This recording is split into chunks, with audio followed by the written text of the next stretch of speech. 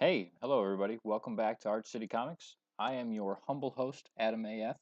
I wanted to get something out right in the open here because this is kind of a very controversial subject matter these days, and that is that I am a part of ComicsGate, and I want to explain why. Uh, because a lot of what gets thrown around about ComicsGate is false. I've only been a part of this movement for a couple of months now, which in reality of things isn't very long. It feels a lot longer. It feels like a lot has happened in those few months. Some good and some bad, but I feel like that's how every journey is. Um, so for the past couple of years now, I've been more or less on the fringe of things. I had a lot going on in my own life, and I wasn't keeping up with my pull and really paying much attention to what was going on in the industry. When things in my life calmed down, I returned to my local comic shop and set my pull back up and was really excited to get back into things. And what I dove back into was a mess. Everything had gone downhill. The stories, the artwork. I've never really been into Marvel as much as I am DC. I've always been a DC man. It is my heart and soul. Uh, but even their stuff was really it had taken a different direction. Uh,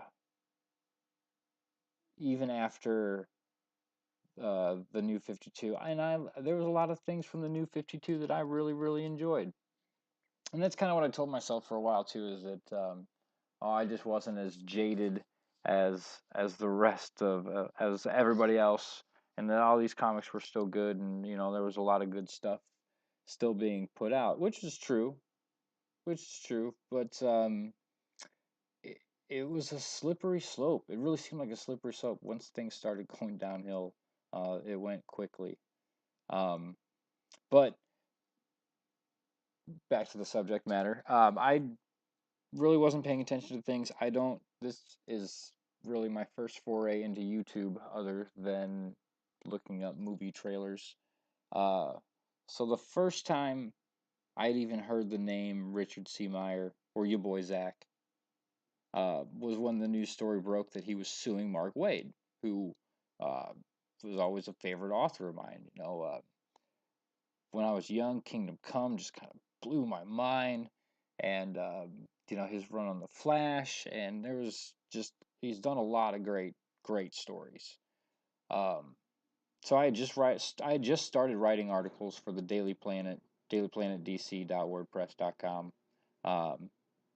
I just started writing for them, and I had decided that I wanted to follow the story and see what was going on.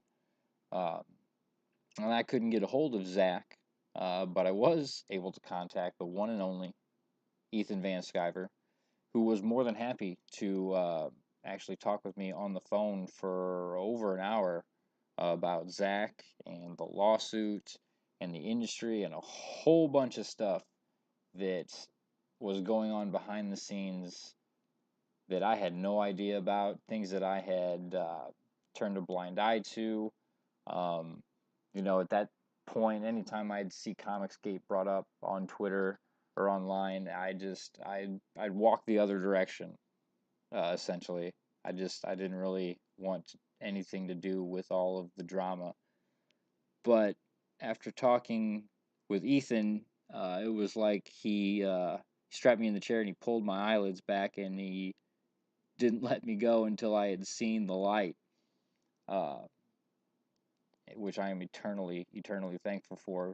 I got off the phone and I was stunned. I couldn't believe what he had just told me. And at the time, I really wished that I could just forget the whole conversation had happened, but I couldn't. There was no forgetting that. So when I got home that night, I got on the internet and I started digging in to things that Ethan had told me and found out that everything was true and that there was more and a whole lot worse. Uh, and yeah, so I wrote an article for Daily Planet DC called "Go Fund Yourself," which was a pretty big hit. And I decided at that point that I was gonna follow this movement. I really wanted to see what was going on here because, um, you know, what I had heard from Ethan was direct contradictions from, what I had seen online, from what I had seen other creators, people that I had admired, talking about. In this day and age, and I'm just as guilty to it. Somebody says something, somebody that I admire says something, uh, and I look back and I was like, oh wow, and then somebody else that I admire corroborates that. Well, now I'm thinking, oh well, that then it's got to be true. Then I mean, if he says it and she says it, I mean they're always right, right? Wrong, so wrong. Um, so I started just on the peripheral and on the sidelines, stood in the back of the classroom, as it were, and just started really absorbing everything. I started talking to fans uh, and creators within the movement, and I started branching out and looking into other ComicsGate YouTube channels. Uh, that Umbrella Guy, Yellow Flash, Just Some Guy. Yeah, I mean, there's tons of great voices out there that really know what they're talking about. Um, and the biggest thing that was staring me right in the face was the diversity of it all. Uh, I had been told we're all led to believe that Comicsgate is filled with a bunch of right wing nut job, neo Nazi, crazy people that just want to whitewash comic books, and they're afraid of change, and they're misogynists. Pretty much every awful label you can throw at somebody. But that's why those labels are used, because when you throw things out there like Nazi, it's really hard to argue that point. Um, it's kind of just like it's the atom bomb of arguments these days. Oh well, you're a Nazi, so we got to punch you in the face. Um, so yeah, so the diversity within ComicsGate is actually pretty astounding. There's people from all kinds of different backgrounds. Um, I mean, you're talking men, women, uh, people of every different color. There's there's there's gay people, there's straight people, there's bisexual people. I mean, the list goes on. It's as diverse as anything. Um, these people aren't trying to whitewash comics. They just want the far left wing politics removed. And for creators who are working on these iconic characters for these global companies to act like professionals, which really that should just happen. That should just happen. If I walked into my local McDonald's and the girl behind the counter called me an idiot because of I wanted a McChicken instead of a McDouble, I'd never walk into that McDonald's ever again.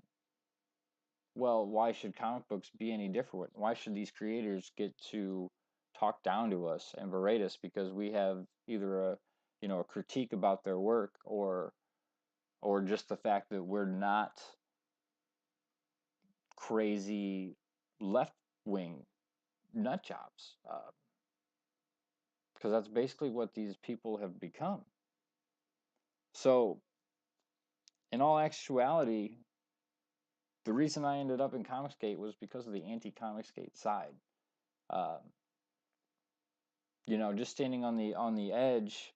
Anytime I'd open my mouth and try to defend Comicsgate, uh, in any way, you just get met with this barrage of angry SJWs, um, you know, calling you stupid, or you're ignorant, or you're just an incel. They really love that word, incel. Um, Somebody called me the face of the incel movement at one time while I was having an argument with Dave Johnson and Dan Panosian, which I'm sure everybody at this point has had some sort of tuffle with those two. Um,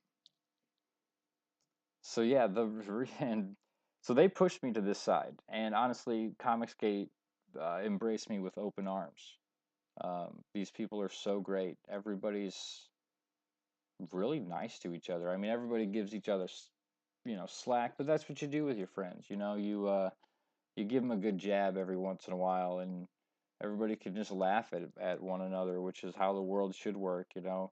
Not everybody not everybody, no one should be hypersensitive or as hypersensitive as some people are these days. Um, like I said, I understand. I'm a very compassionate person. Um, and like I said, I believe in social justice. I believe in equality. But when you get to the point where you're just ramming it down somebody's throat, it's like, yes, I believe in diversity, but you're still beating me in the face with a diversity book. I just it's very off-putting. That's not how you get through to people. Um, so yeah, I choose to label myself ComicsGate because the mainstream comic book industry is dying, and it's actually dying pretty fast. And ComicsGate, maybe not even ComicsGate, crowdfunding is really the future. But ComicsGate, I mean, I don't see why anybody would want to be anywhere else. Um, yeah, they didn't invent crowdfunding, they didn't invent live streaming, but what they created out of the two is a sense of community. It's a family that this has never before been seen in this industry or any other industry, and it's absolutely amazing. I love these people, and I will always stand with these people. And if because of that I have lost your business, then I'm sorry for wasting your time. I personally am not into politics, so you won't see any far left or far right anything out of me. Uh, I generally keep politics out of things. I'm about good comics. I want to make good comics for you guys. I want something that's going to stand the test of time, and it's not just some swill garbage that's force fed to the general public. It's uh, when I think of the comic books that are on the shelves these days, it just really it it turns my stomach. It really does. But ComicsGate's making something better. They really are. We are. Um, I think these books are going to be around an awful long time, um, and ComicsGate is going to be around an awful long time. So, if you are still interested in what I'm going to be birthing here on Arch City Comics, then please like this video, subscribe, ring that bell for notifications, and share it out to the masses.